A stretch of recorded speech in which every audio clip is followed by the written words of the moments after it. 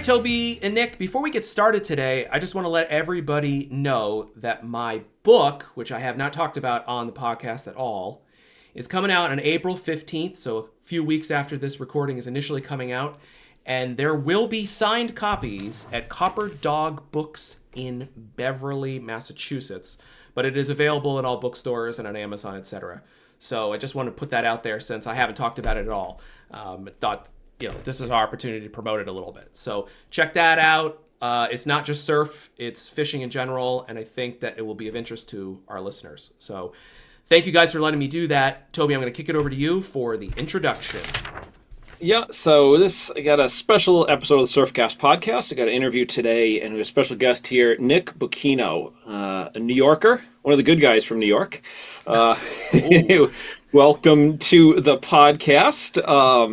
It was funny when we were setting this up. Actually, before, Jerry and I had been bouncing around some ideas, some guys we wanted to have on, and I kept thinking Nick would be a good guest. And actually, recently, when we were working on the Night Shift podcast archives, which we're now moving over to YouTube and all the podcast channels, Nick's episode that he did with Zeno happened to come in line, and I listened to it once again, and literally when it was done, I shot Jerry a text and was like, dude, we got to get him on now. Yes. So that was an excellent episode, which y'all can listen to now in the archives of the Night Shift, which we are hosting. So, Nick, welcome to the podcast tonight. Well, thank you both for having me. Yes, I am one of the good ones from New York, but I keep it under wraps. People are like, where'd you move from? I'm like, this is like not too far, not too close. Thank you both for having me. I'm happy to be here. Yeah, that's funny. So today we're going to talk about old school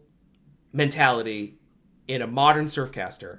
And we just want to point out really quickly that we were talking prior to this starting, Toby and I, and we were like, it's kind of cool because Toby's of one generation. I'm like an old millennial now. And you're like at the very other end of the millennial, if you're even are a millennial, right? You're just like right there at the edge. Yeah? Yeah. Yeah. On the cusp. Yeah. On the cusp. And I am too, but on the other side. Sure.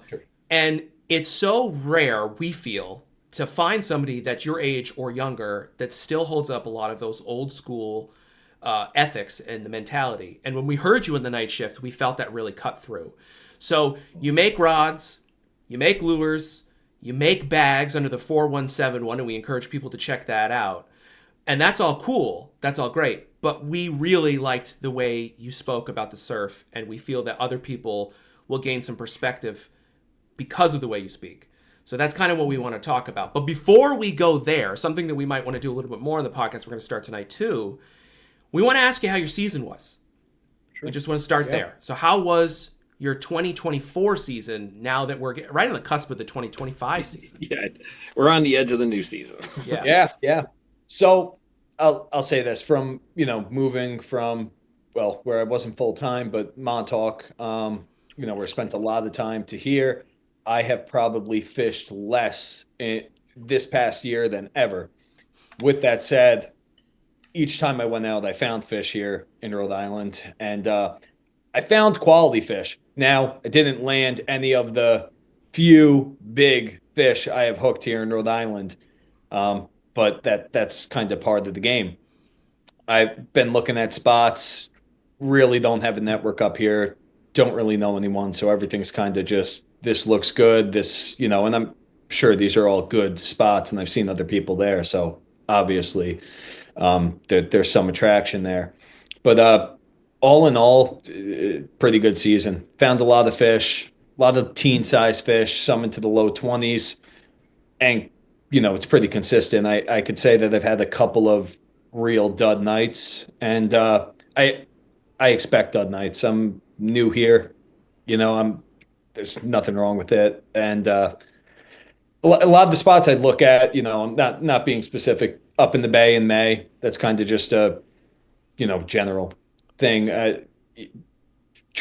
Access is a little tough, but fishing seems to be very good.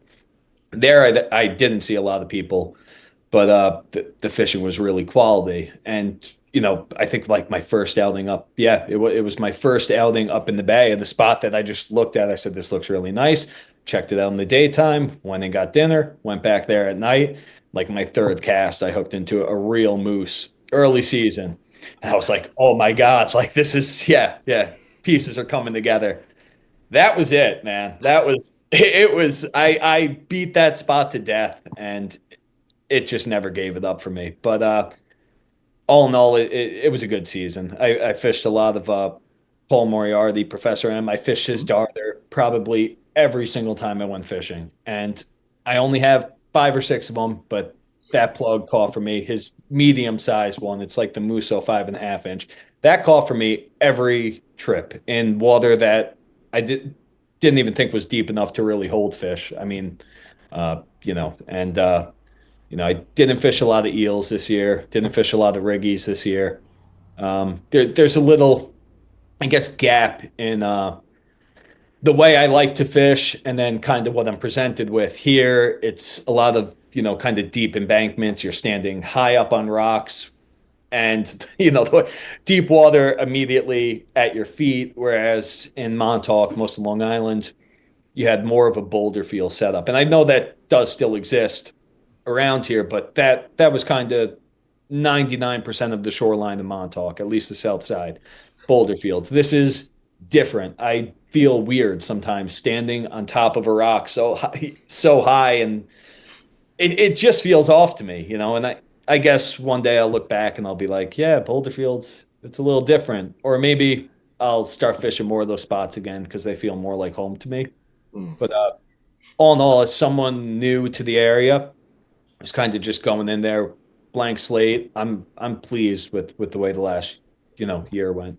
So with it being such new waters for you, did you come into it more apprehensive or excited? Like, which direction was your heart going in learning and going into these new waters? Because I think of it myself, I'd be combating with both sides of it. Like, was there any more weight on one or the other? I'd say that's fair. I both sides of it, but more apprehensive, to be honest. It's a big ocean, and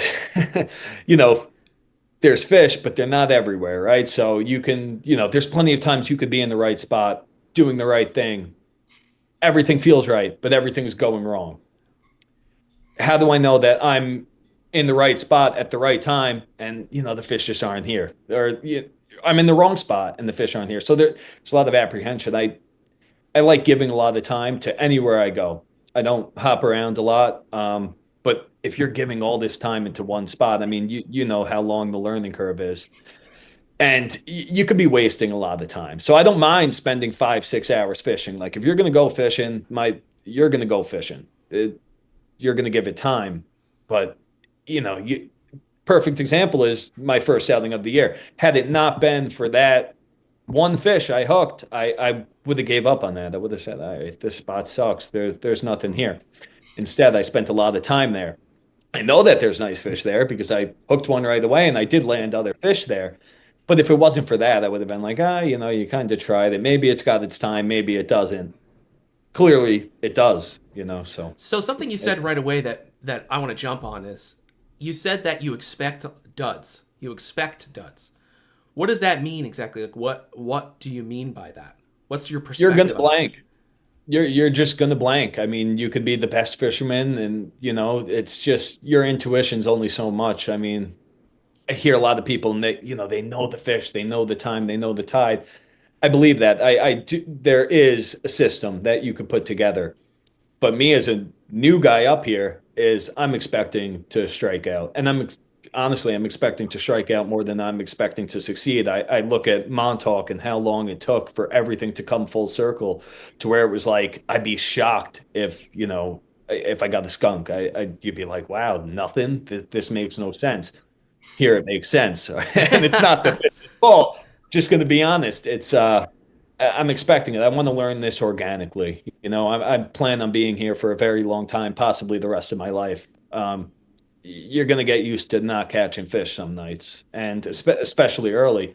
One day I might look back at it and be like, how did you not succeed? How did you not strike gold when everything was perfect? But right now, that's not my mentality at all. It's just to fish a lot, to put it together, to do it in solitude, which I like to do.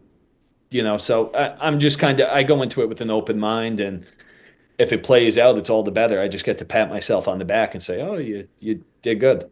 So you had that great bite right away that, made you stay on that spot in the spring. How was your fall? Because I heard some not great things about the fall. But by the way, we're talking about Rhode Island. I don't even know if you mentioned it. We're talking about this general area of Rhode Island. So my fall, I went out, I probably did 3 dozen trips tops in the fall, to be honest. And it wasn't that good. I spent more time togging and just, being on the boat than I did in the surf. Like I said, I don't mind fishing. I hate wasting time.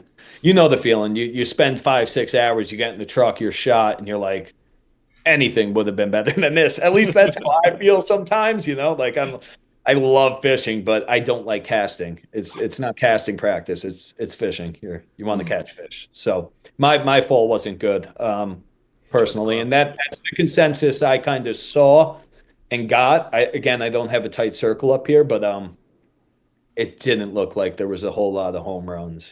So. No, I think definitely not for me. I don't think so much for Jerry. I can't even think I talked to anyone that had anything consistently traditionally good. It was like there was a couple of not even isolated nights, but an isolated fish in an isolated night that did something in the fall for a few guys. So it's tough going. Yeah, I've heard the words worst ever a lot. So yeah. So it's a perfect time to be exploring new water, Nick. Yeah, I know. You're not kidding. And I mean, makes me feel a little better. I didn't put the effort forward that either of you did, and probably many others did. So I'm not sitting here complaining, but I would be if I was one of you. And you put in a lot of time. Again, you expect to be rewarded to some level. And isolated fish, as you said, it's hard to stick it out and get the motivation to go again. So eventually, for most, the tank runs dry. You're like, I've done it. I've seen it. Mm-hmm. This may be too big a question because it sounds like it's a lot of different things. And, you've already mentioned a lot. So I don't know if there's something that really stands out besides what you've said. But is there something that you really feel like you learned last year, like something specific? Was there one thing that sort of jumps out at you? Or was it more just the general? Because you've said a lot already to that point. Sure. One thing I would say, and I kind of said in this podcast, is never assume that you're fishing too skinny water for, even quality fish to be in. I've kind of known that in the past, but I've seen that a lot here. The one area I do fish that attracts me because it's more like Montauk, a lot of boulder fields. And I said with Paul's darter, I've stood where these fish are, and I'm like, how does it even house them? And they're not dinks, they're quality fish. You'd be happy catching them any night. So I think there's something to be said when there's bathe and there's, whitewater. I mean, a lot of people know this. This is common knowledge to many, but there's no telling how shallow those fish will push. And I've seen that a lot more up here than I could say I've seen in Montauk. Why? I don't know. If I'm paying attention more, I don't know. Maybe his darter's just good. I don't know.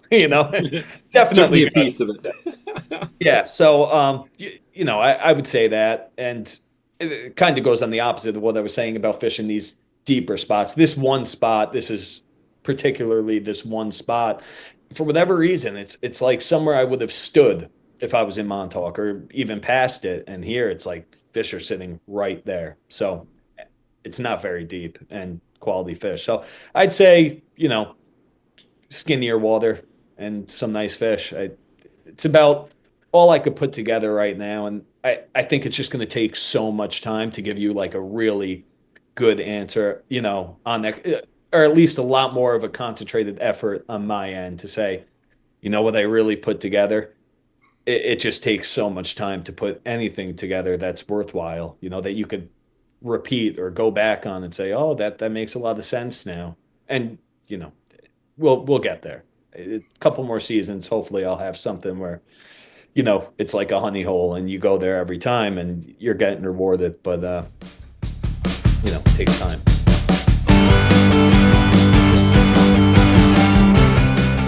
So Toby, I just got my hands on Hoagie's new charter grade needlefish, one of the plugs they launched last season as part of their new Hook One platform. This thing is extremely well built. It swims great, and it's specifically built around a single belly hook and a tail flag, which I know you and I both strongly prefer. I'll tell you, I've heard nothing but good things from other anglers throughout the entire Striper Coast. That's right. I've been hearing a lot of good things about their needlefish as well. I know it's got heavy-duty stainless steel through wire, so it's tuna-proof, and it comes with VMC hooks, premium split rings, and matching hand-tied bucktail flags. So essentially, it's got the works, all the things that you'd expect from Hoagie. Definitely. Plus, the recent study from the state of Massachusetts showed you can reduce release mortality by as much as 7% by ditching that rear hook, as you and I have talked about already on the podcast. So this is a lure that's helping the fish. Without reducing your catch rate, you're doing your part to reduce release mortality. And that's one of Hoagie's goals. They don't just build fishy gear. They think long-term about the fishery. It's all part of their updated motto that they now live by. Quality for today, conservation for tomorrow. So find out more about the mission and, of course, this awesome new needlefish at HoagieLures.com.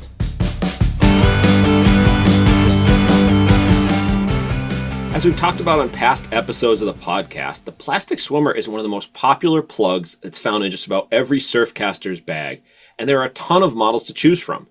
With its unique body shape and lip design producing a great darting and swimming action, the standout is the Swarter by Joe Baggs Tackle. That's right, Toby. This plug is fully through wired and it's available in two sizes, the 6-inch 1-ounce model and the 7-inch 1.5-ounce model. Comes in a wide variety of traditional and modern fish-catching colors like bone, blurple, sand eel, and many more. The Swarter excels in a huge variety of surf fishing conditions from back bays to inlets and, of course, the wide open surf. It's been proven to be a great plug on both the East and West Coast for a variety of species, but particularly the striped bass. So head on over to joebagsoutdoors.com and grab some Swarters while you support a locally owned business. And while you're there, be sure to check out the annual limited edition colorway, as well as Joe's Swarter kits, specifically tailored to meet a variety of surf fishing scenarios.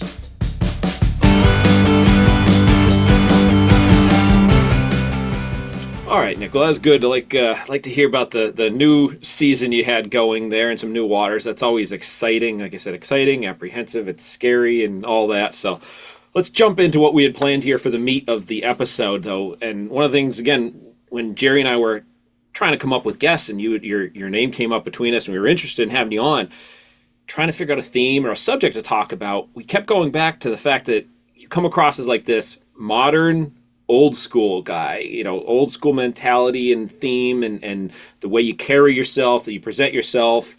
Is that a fair assessment of your surfcasting mentality and persona?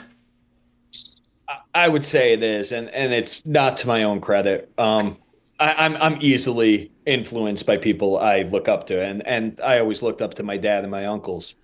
And as a kid, Thanksgiving, they're going to Montauk, and I just always wanted to go, and I've always loved fishing. So it was kind of easy to pick up what they were telling me. What they said was gospel, and they carried that attitude. And, as a kid, my dad and my uncle, they bought out Edelman's in Long Island, which was like a kind of sports hunting fishing shop, but they just bought out all the plugs. So when I grew up, we had boxes and boxes, huge boxes of just like every Gibbs you can imagine, new in package, Musso's new in package. And yeah. So there was, I just thought it would never end, right? Like the well keeps giving. So I grew up with old plugs. I started off fishing the 704. I'm not as old as a guy who ever fished Andy. I started off with Fireline, which I'm grateful for. Just everything that was taught to me was, gray light waders, red ball waders. As a plug bag builder, I can confidently say it didn't matter your plug bag. It wasn't a fashion show. The fish didn't know what you were carrying your lures in. And just utility above everything else, right? And I think being brought up by both my dad and my uncles, kind of having that introduction, it made everything easier because everything beyond, a rod, a reel, line was kind of just for luxury. While it served a purpose, I'm not suggesting that this stuff isn't important. It doesn't help you fish more comfortably. It doesn't help you fish better. But people have done a lot more with a lot less. And, it's nice to have nice things. I'll be the first to say it. But it wasn't very easy for me to be brought into what was like the newest or the greatest because, I saw what worked. And all the other guys in Montauk, all the other fishermen, they were all older. I always felt like the new kid trying to be accepted. And I looked up to all of them too. So I watched what they were doing. They were throwing bucktails with 704s, honey lammies with 5 guides, and they caught more fish than most people. So, the old school mentality, my uncle, it was always never say where you're going. When you pulled on the beach, headlights off. When we were fishing, surf lights off. I was being yelled at about the flashlight, like most kids who had a father in the surf when I was a little kid. Like, the light doesn't go on unless you have a hook buried in your hand. So a lot of that was instilled in me. It wasn't organic. I'm just fortunate that I was brought up by people who thought that way. Good on them. Yeah, it's fantastic. That's fantastic. So So you've already mentioned it a little bit, but I want to just see if you had to define it, because you really just went through what your influences were, and that was great. But if you had to define it in just a couple of sentences, what is an old school in your mind? Like, what does that really mean to you? Because Toby and I have an idea of what it is, and we talk about it a little bit on the podcast, but what do you think that actually means? I think it means fishing for yourself. That's kind of what I mean. I think it's really about you, and I hate to say it and it sounds so cynical, but forget the other guy. You're not that you're not helping the other guy, but I'm not giving it away. I've had people lead me in directions, but other than my dad and my uncle, no one really from the outside would draw it out on the map and make it, really clear for what you had to do. They would tell you enough that you could put it together and shorten the learning curve. And I think part of being old school is kind of that utilitarian, this works, this doesn't, keep to yourself, have respect for other people, give other people space, and don't give up what you're doing. One of my friends always told me, and he's the best surfcaster fisherman I know, bar none. And he's like, a good way for no one to find out what you're doing? He's like, you tell absolutely nobody. And he's right. No one finds. It's like the scene of a crime. No person, no pictures. What crime? That it didn't even happen as far as anyone's concerned. So I think that's a big part of it. The other part of it, I think it's just going with what works. You could reinvent the wheel so many ways, and there's always new things coming out, and those work too. So, this kind of goes both ways. But, the day that comes that a striped bass will need a super strike darter, call me. Like it's going to happen forever. They're never going to become wise to this lure or Gibbs bottle. It's just some things will replay over and over. And I think, that's part of being old school is just figuring out what works and then implementing it, sticking to it, doing it. Yeah. Toby, I think I'm going to jump a little bit in our question lineup here because I think that he's sort of hitting on something. One aspect of being old school, I think, is sort of whittling down your plug bag. And you've sort of already mentioned this in utilitarian and all of that. So I'm going to skip ahead to this question section. One aspect of old school, whittling down your plug bag to just a hardcore selection. Does that work for you? Are you at that point now? Yeah? So do you have a few that you think are absolutely essential? I mean, you've already mentioned the Musso, you mentioned Super Strike, but are there like just a handful of things that you're like, these are essential, you must have? Yeah. My plug bag rarely changes. Maybe the color changes. Maybe the way the weights of bucktails change, but just about everything else in my bag stays the same. Super Strike darters, Gibbs needles, Super Strike bottles. Gibbs 2-ounce bottle is almost always in my bag. The most modern thing most modern plug you'll find in my bag is an SP minnow. It's everything else is kind of stays the same. I'm like everyone else who is or was obsessed with this. You have enough plugs to fish for the rest of your life. You don't need to buy another plug. I know both of you don't need to buy another plug. I don't need to buy another plug, but we all will. We still do. Yeah, we still get suckered in. I could fish with probably the same 10 plugs all season for the rest of my life and might get outfished. could happen, but I won't feel like I'm missing anything. At least if I'm on my own, I know that those are going to catch fish just about any time there's fish, and they'll all represent a different bait. They're all for different tides, but really with 10 plugs to a dozen plugs, you can do a lot of damage. And that's kind of where I'm at. I not too interested in, not learning more, but acquiring more. I'm not interested. I still will, but I'm not not looking to. Yeah. That selection covers the bases. I mean, really, like you said, regardless, it doesn't change much through the season. Like that's one of the things Jerry and I have talked about. It's doesn't look too much different. It's not like sexy and exciting what's in the bag from May to July to October. It's still pretty similar.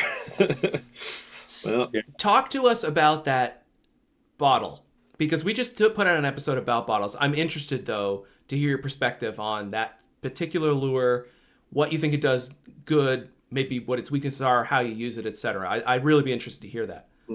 I'm a huge Super Strike bottle fan. I really do like the Super Strike bottle. But there's something about the Gibbs bottle. Can I ask one question real quick on the Super Strike? Yeah. Silent or the BB version? Yeah, so I'm a silent with everything. I've never heard the fish rattle, but I'm not saying it. Again, I'm not a fish, and they work. They both work. So, but I'm kind of silent on everything. That makes three of us. Yeah. Right. Sorry to interrupt, because we've talked about it. I had to jump on it. No, for sure. I appreciate that, because it's just, again, I'm not the fish, but if I had to choose, which is a lot of what surfcasting is like we're kind of making this choice. I've never seen a black and red bait fish, but the fish clearly have or haven't. Something makes them eat it. But back to the Gibbs, something about that plug with very minimal, you really don't need a lot of current. You don't really need big water to throw that 2-ounce bottle. It almost moves like a Danny, but casts like a bottle. Just growing up, I fished them so much, even the 3-ounce. I've just the 2-ounce is a happy medium, I think. The 3-ounce is one that it'll either cast like a rocket, or not that it potato chips. The 2-ounce just cuts through the wind better. I just think it fishes better. It represents kind of big and small bait, and it moves really well. And I like the Campo color. It's, the fluoro, the yellow, but the real yellow over white. I mean, or even the solid. They're both good, but that's kind of my go-to. I only have maybe 10 of them, but, again, 10's enough. And spray paint's cheap, so we'll figure it out. But yeah, the 2-ounce Gibbs bottle, I think, is just a real winner, and you can find them for like $5 on eBay. Again, your season maybe your surfcasting career could be made out of a $5 lure. That's a pretty good lure to me. Definitely. Yeah, so. No, but so you referenced, you like the Super Strikes, you like the Gibbs. They're to the average guy looking at them in hand, they're pretty similar. What makes you on a given scenario throw one versus the other? Is there something, or is it more a feel, or where does that come from? So I think the Super Strike is a better casting plug. I kind of like a slimmer plug. I don't know why. I've never liked bulbous kind of, I don't know what it is. A slimmer profile. I think the Gibbs kind of has a slimmer profile than, well, it definitely does. I don't think it does. The Gibbs 2-ounce has a slimmer profile than the Super Strike bottle. I've always liked a slimmer profile more in a plug. It's just something I kind of grew up fishing. It's always worked. And again, I'm going to kind of speak with something I can't see. I can't see how a Super Strike bottle swims at the end of my cast with zero moving water. I have seen people hone fish on that Super Strike bottle with almost no current, barely turning the handle. So it's doing something. So I'm not suggesting, that one is better than the other. It's just I like the Gibbs 2-ounce bottle almost over any other plug. I feel that you really don't need a lot of current. It wiggles just like a Danny. It doesn't. They're different plugs. They're plain and simple. In my eyes, they're like same plug, different plug. Same, but different, Yeah. No, I get it. So part of it's probably the nostalgia behind it. I mean, we literally had hundreds of them in our home as a kid. So it was like, Gibbs needles, Gibbs, I just gravitate towards them. And, Now, you did mention the SP though, which is obviously a pretty modern plug. How does a modern plug break into your bag? Is it because you see somebody? Is it because you kind of think, oh, that's interesting, you buy one, and then you go through a testing process? How does that work?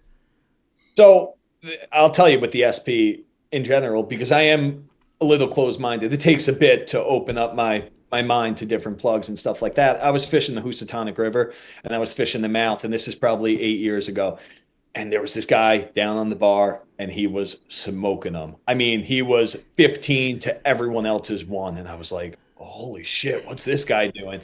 And finally, when he started coming back, he was still catching fish, and he probably just had enough. And he came back. I was like, "Where are you throwing?" He's like, "I'm throwing this SP minnow," and he had the SP minnow single hook flag on the back, but he was fishing it like a jerk bait.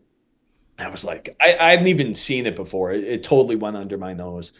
That was the first time I was like, "Oh, I need one of these." The second time was the biggest time, and I was happy I had one of them. My buddy and I pulled up to a spot on the sand beach. This guy's truck was stuck in Montauk. And, it was like just before dark. And we're like, "Hey, you need a hand?" He's like, "No, I'm going to get out of here." Long story short, he gets out of there. And I said, "Oh, dude, what do you want to do? Like, do you want to fish?" The tide was coming, big bowl. It was coming up almost to the dunes. And he's like, "Let's take one cast." And he had an SP on. First cast, he's in. So I put the SP on. First cast, I'm in. We fished all night from 5 o'clock at night to 7 o'clock in the morning.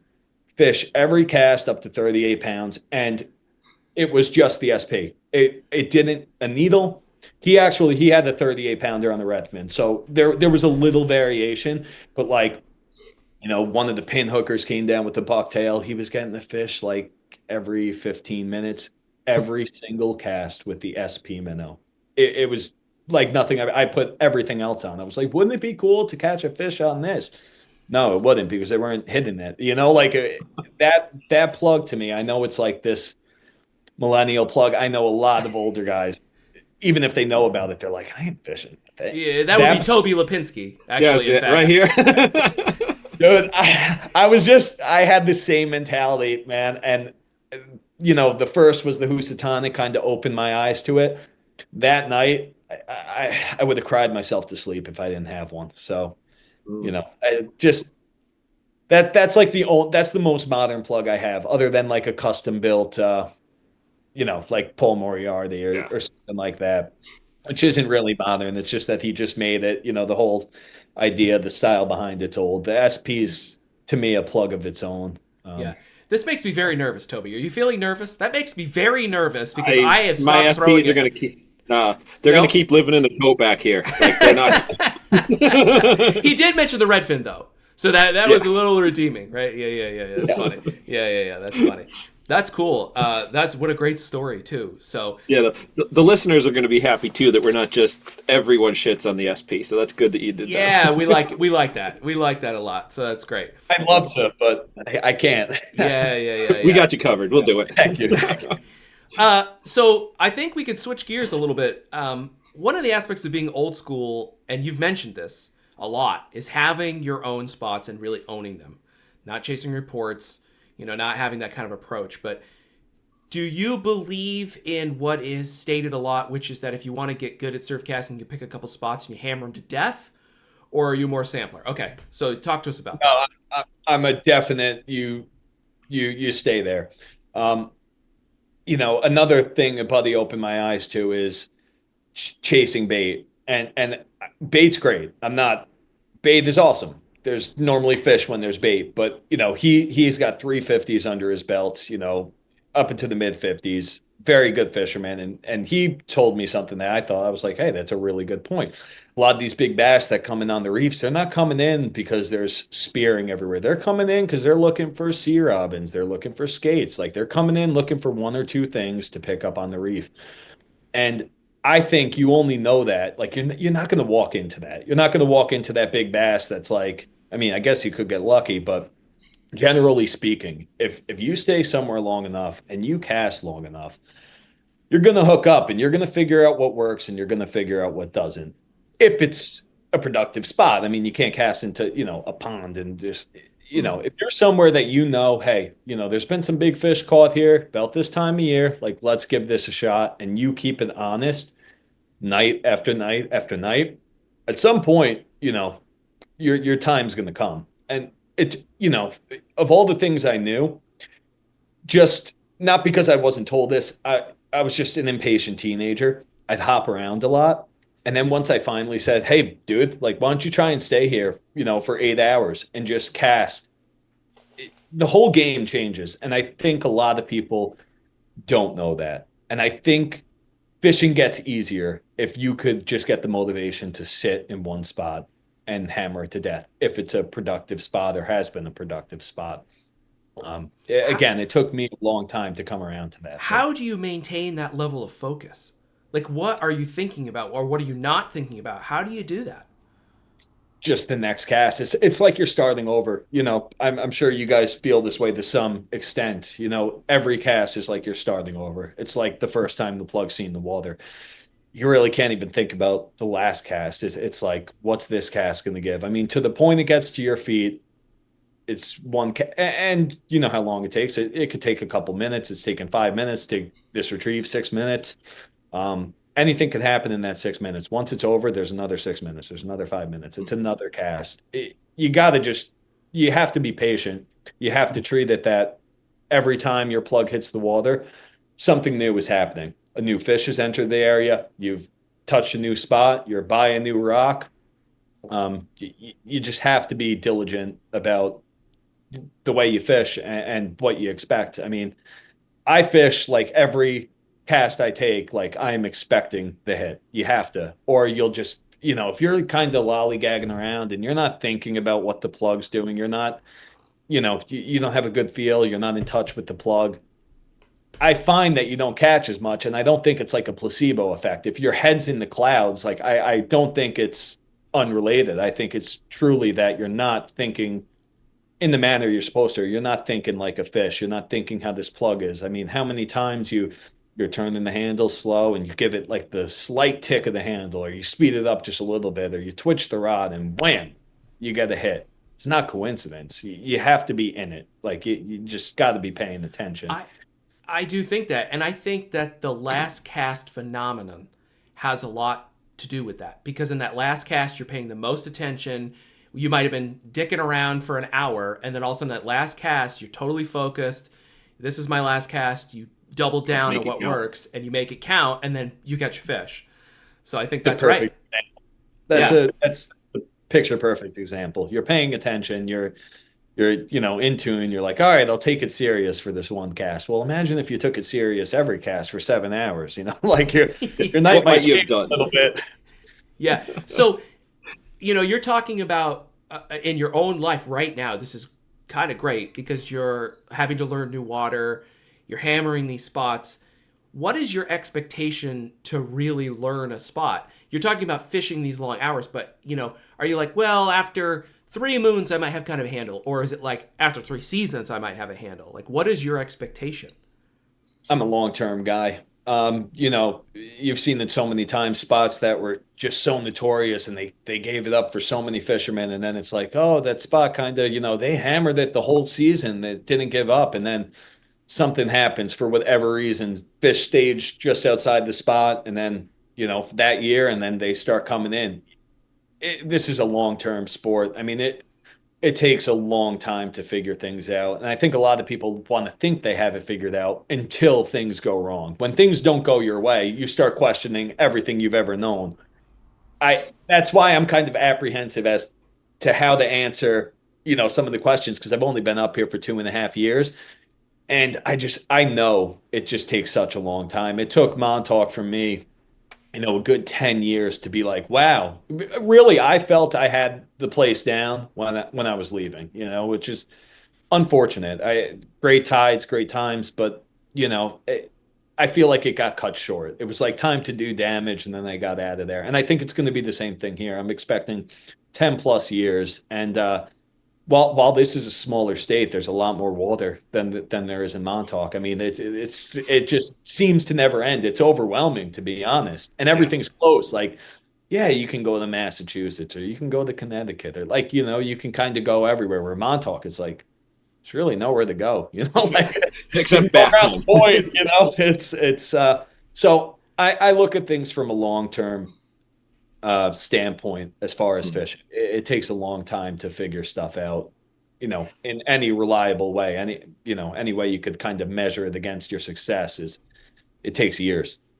When you're working through one of those new spots, whether it's what you're learning now, having relocated, or when you were learning through your spots as you were trying to develop your knowledge of Montauk, when you're at a location, like let's call it a spot that's, you know, this little area, do you find yourself more stationary within the spot, and then try to like learn it from that, or do you, you know, let's just call it, I don't know, 100-foot stretch, do you kind of move through it and try to figure it out, or do you like stay on rock one and I'm going to fish this tide through a bunch of times from here and try to learn it? And like, do you have any?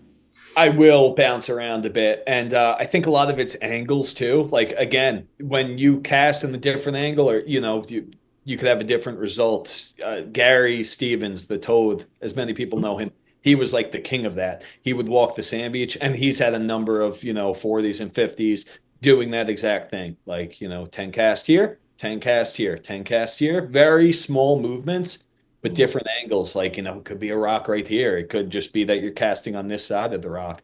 What the real answer is, I don't know, but it's gave him tremendous success. And I think a lot of people could say that it's worked. Just, kind of fishing angles. You could fish the tide or you could fish the current a little better. So I'll move within an area, but I'm not one to like go back to my truck and be like, I'm going over here. Anytime I've done that, it has very seldom worked for me. Like, one or two times you might step in shit and, think you figured something. You didn't figure anything out. You drove around a lot. You burnt a ton of gas. That's what you did. And caught some fish. But, the true measure of success to me is staying there, figuring it out. And now you could put it together. A lot less skunk nights, just, I don't know how to really put it, but yeah. I think if you could stay close to your spot, kind of fish it from different angles, give a different presentation, that's good too. But I've got nothing against saying I'm in a good spot. I know I'm in a good spot. Stay in this spot and just keep fishing it. I think both go hand in hand. Yeah. Now, I assume you're, especially with new water, running a log of what you're doing? Are you? Yeah. So I'm not a log guy, but for the first time in my life, I am.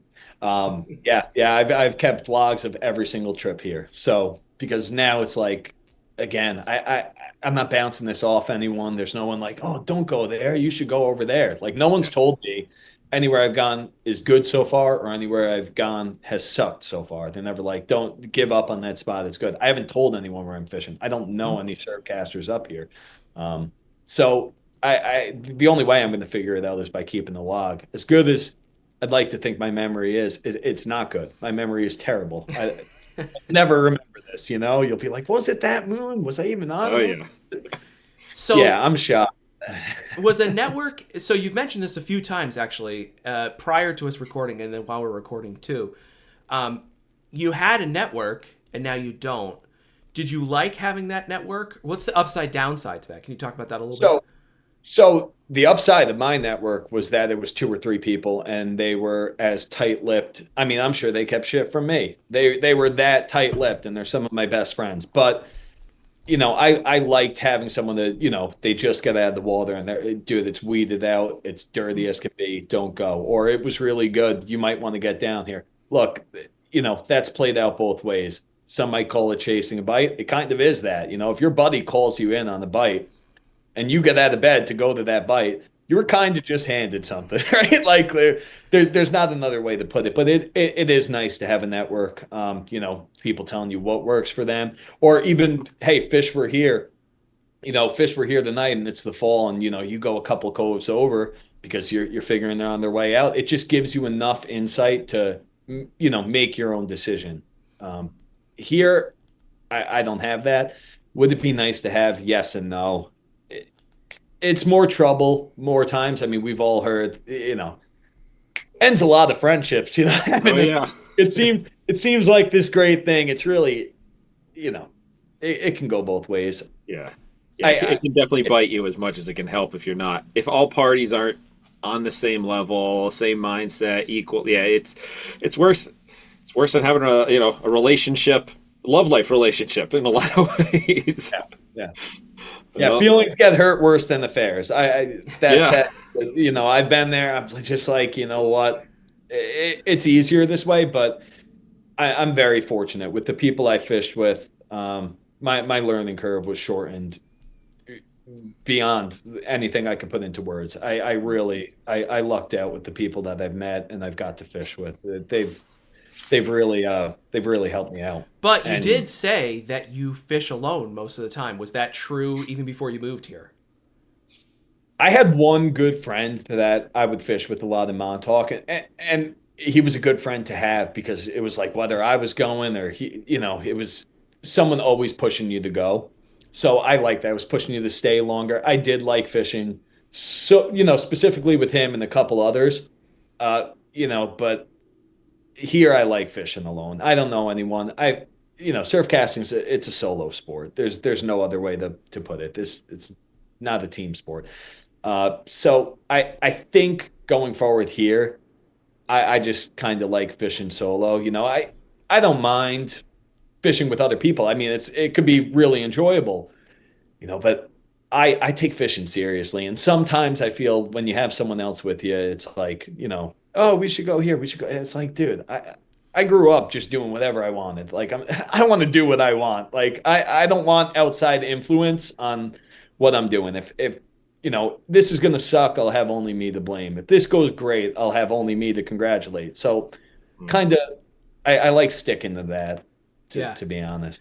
That goes back to the original theme with the old school, ideas and ways that you hold yourself in the surf. So yeah. I mean, I saw once on the internet, on social media, somebody said they felt like the lone wolf was a fallacy, that it didn't actually exist, that was this played up thing that didn't actually exist. And I was like, okay, well, I guess I don't exist. And apparently either do you, Nick. So yeah, that's fine. That's like the best way to go about life. Exactly. Not exist. Yeah. Yeah, exactly. Exactly. So I'm going to change topic again because I want to ask you something that I think could be interesting.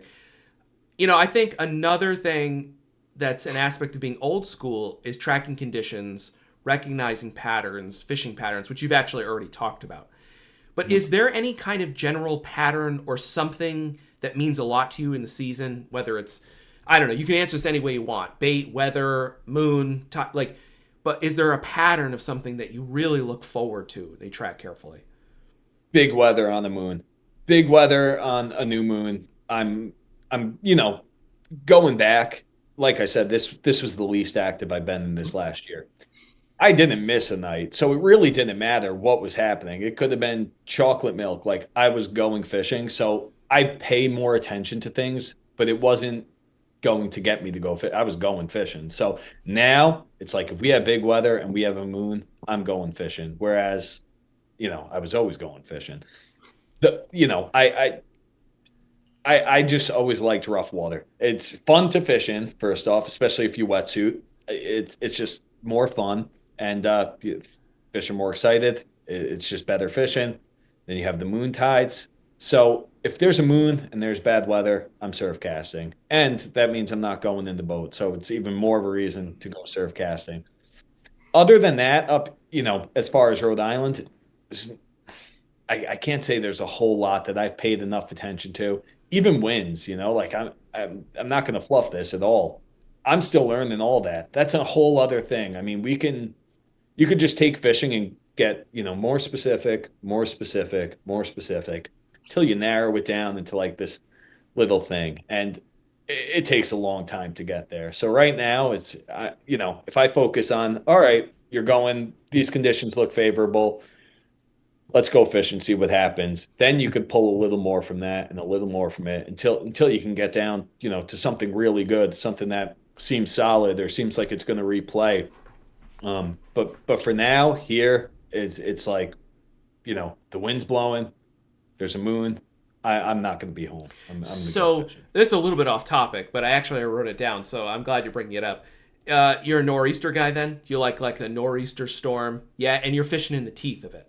It's not. Yeah. Oh, well, let me ask you: do you like the build up, the teeth, or the come down, or do you just it's all? I've always done better on the back end. When things are like, I feel like there's a lot of hope at the start, at least, especially in Montauk. They're like, the nor'easter's coming, and it's like the start. It's like just building, and everyone's kind of gung ho. And then you'll find that when the bite's really happening, like guys are in the camper in their lot, or they're like, like it's a lot Burnt out already. yeah, a lot of anticipation. And don't get me wrong, there's been times it's been great, but it takes a couple hours, maybe a tide of that building wind and the building surf to really put things together. And then there's been plenty of times too. I'm like, oh, the fishing was great in that nor'easter. I'm going to go back home. Like we had a great bite, and then it's wind dies down, back end of the storm, and they clobber them, and you're like, like I can only fish so much. So there's something to be said. In the perfect world with no responsibilities, I'd be fishing the front, the whole storm, and the back end. It's hard to do all. I'm not, yeah. When I was 17, I was doing all, but it's just come a long way from that. Now you're an old man of 30. Now an old man, yeah, exactly. Yeah. Feels that way. Yeah. That's funny. Yeah, that's great. I say this as I like hearing that. Toby and I are a little bit different in that way. I really like the teeth as well. Toby tends to be build up, come down, kind of more focused, right? Toby, is that fair? Yeah. The front and back, the middle side. That's when I take my break. But if I had just the one, it's the back side coming off. If I could just do one piece. And I like the teeth. I mean, I agree with you, Toby, actually. But I like the teeth. I am with you, Nick. I think that fishing in the storm is just really fun. I think it's really fun. And I'm even willing to accept less, even though I expect more, if that makes sense. You know what I mean? Yeah.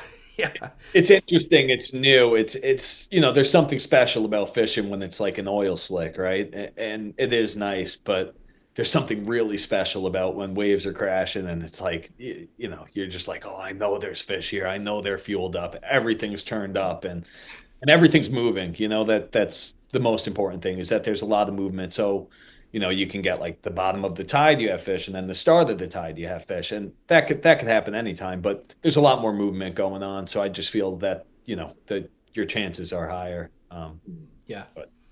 So that was great, because I actually had that question written down. I wasn't sure we were going to get to it, so I'm really happy we did.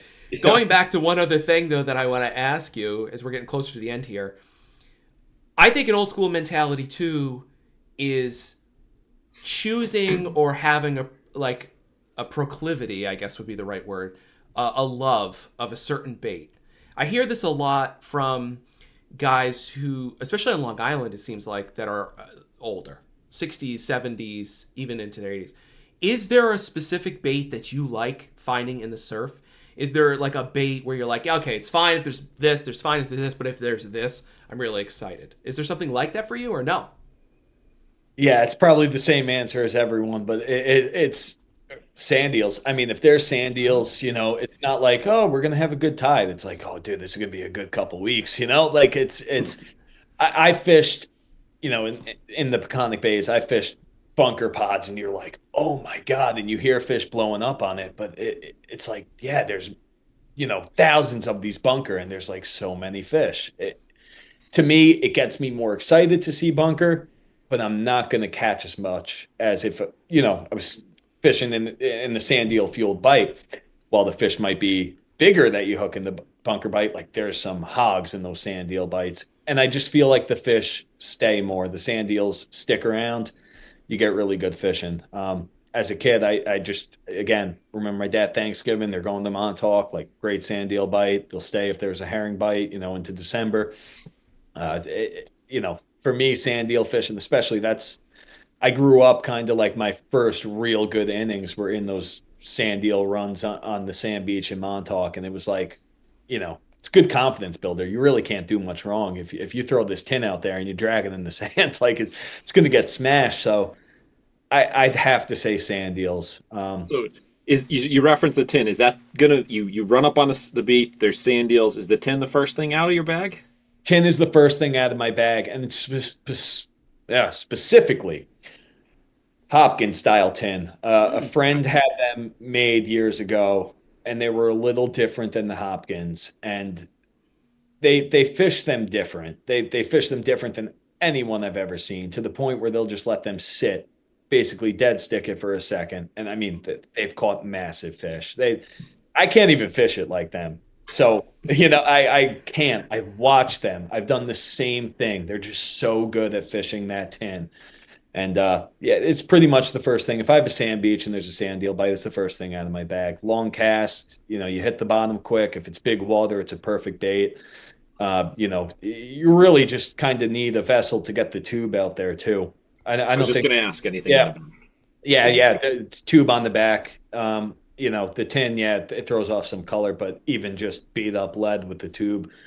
I mean, you've seen umbrella rigs. It's a wonder how a fish would ever hit an umbrella rig, but they're all over it. So I think just a tin. Again, it's another example. You could have your whole season made with just a couple bucks. You don't need nothing fancy. Yeah. You said it's probably the same for everybody, but I think that sand eels is not the answer for Toby or I. So I think that's interesting. And I don't know. What's it for you two? I am curious. So for me, if we're talking about a bait that really gets me excited and I'm like super psyched to see them, it's definitely mullet. Mullet for me, for sure. And it's not every year. And it doesn't always work out. It's not like sand eels where you have that consistency. It's the exact opposite. It is like roll the dice. Everything could be the same 5 nights in a row, and you got them 2 days, and or the conditions be totally different, and then they're there. It's wacko, but that's the bait for me for sure. How about you, Tom? Now it's actually back to bunker, because I don't have, when we had mass schools, like you were saying, where there's too many, it's like the bait outnumbers the bass. I was okay with it, but I wasn't as happy. But then it definitely would have been mullet to see. But now, because we're kind of flipped back around where I'm not seeing as much bunker, when I see a pot of bunker where I get excited again. So that would be mine now.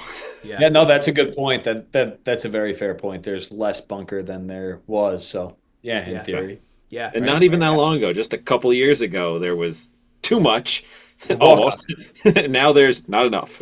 Yeah. That's a very, Montauk, there's never really been to like these oh my God, crazy bunker blitzes. Like there has been, but it's not like a staple bait, So spearing, sand eels, mullet, as you said, Jerry.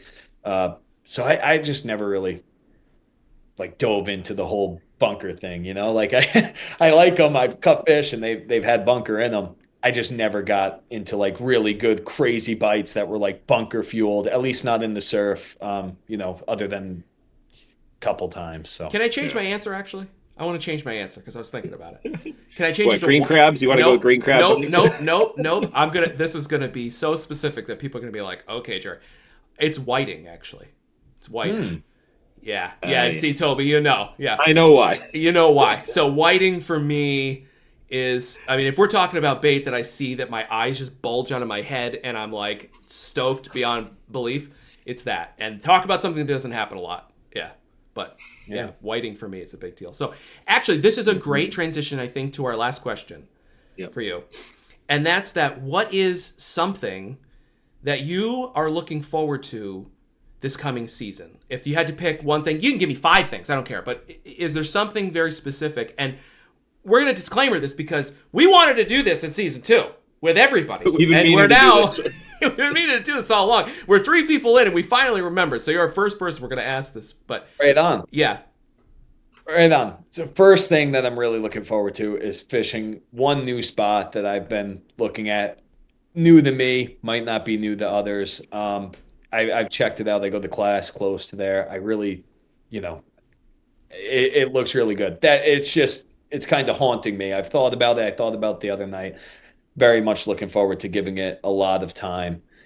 Other than that, I'm firing up my lathe, so I'm looking to, turn plugs again, which is nice. It's been a long time. It's kind of what got me started with building anything, was building plugs. So I'm looking to, make plugs again, fish my own plugs. That's more exciting than just about anything. Honestly, I'm just looking forward to fishing more. I'm so tired of this winter, man. I know you guys are too. I'm just looking forward to go fishing. I don't care what we do. I didn't ice fish at all this winter. no jerkbait fishing for me. I already know my freshwater is not happening this spring. So really the first big thing on my list is going to be surf casting. And yeah, I'm just looking forward to going What's the fishing. first plug you're going to turn? I was thinking that. Yeah, I'm going to turn. I made some. I used to have the Grumman wad set, the original wad, and I turned some that were very close. The shape is spot on. The weight is a little different, and I had two of my biggest fish I've ever had in Montauk on that plug. So I'm looking to turn those again because I retired that plug and I made very few of them, and that's going to be the first on the lathe. Cool. Without a doubt, I still have all the wood cut from when I did them last. Everything's drilled through. They're ready to go, and yeah, I got a laundry list of shit to do. It is so long. Yeah, I know. It's like if I could pile anything else on it, it'll be a miracle. But that's really high up on the list. I cleaned the lathe off. I'm pretty much ready to go. So that's going to be the first for me. Nice. That's a good choice. Yeah, that's amazing. Yeah, so this has been amazing, Nick. Thank you so much for coming on. We really appreciate it. We encourage people to check out your plug bags, 4171, which they can find on social media. That's one thing for sure we know. So definitely check those out. Check out his bags. They're absolutely top tier, very well regarded. So thank you. Yeah, thank you so much for coming on. I'll kick it over to you, Toby. Yeah, thanks for taking the time tonight. Good to finally get a chance to sit down and BS with you. And I definitely learned some tonight. You got me. That's what I love about some of these interviews, or all of the interviews. It gets me like more jazzed and jacked up to get fishing. And we're actually close enough now to the interview to being fishing where it's not going to wear off. So I appreciate that you came on, and thanks for getting me ready here. No, thank you guys. You're right. It lights the fire. I appreciate being here. Appreciate you guys asking me. So it was good. It was good. Thank you guys. Thanks.